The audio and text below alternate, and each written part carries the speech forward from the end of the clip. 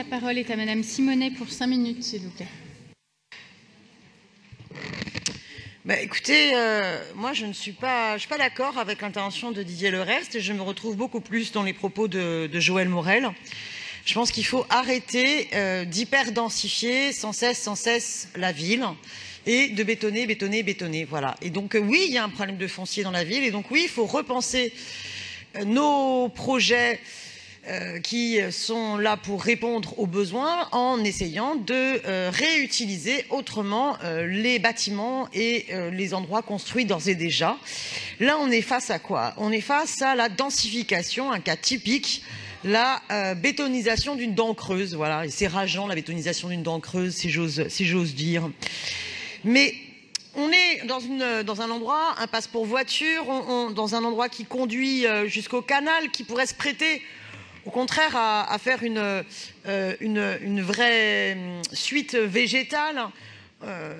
Moi, je pense notamment à cette cohérence par rapport à ce besoin de trame bleu-vert de la Villette à la Seine.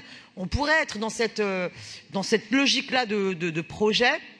On est sur un quartier qui est déjà très agité, dense, bruyant.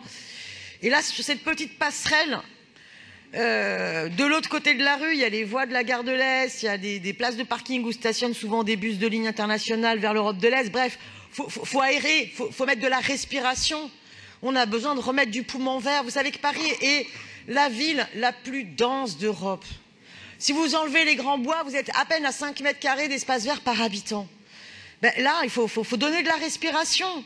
Donc, je sais que ça a été un vrai débat, je crois, dans votre conseil d'arrondissement et qu'il y a des avis contraires qui s'y sont exprimés.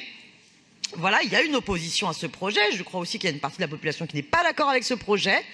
Et donc, moi, je salue les élus du 10e qui ont entendu. Donc, je pense qu'il y a un adjoint écologiste à la démocratie locale qui s'est impliqué dans cette bataille-là et il en a fait état sur les réseaux sociaux.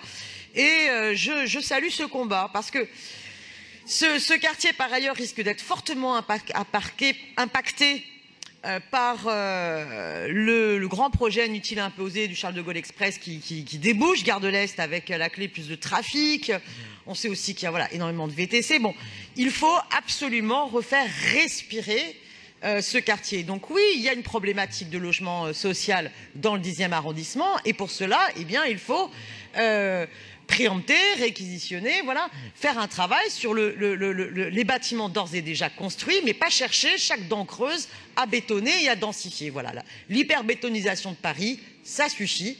Il y a une urgence écologique qu'il va bien falloir prendre en compte et donc changer les façons de penser la ville. Je vous remercie.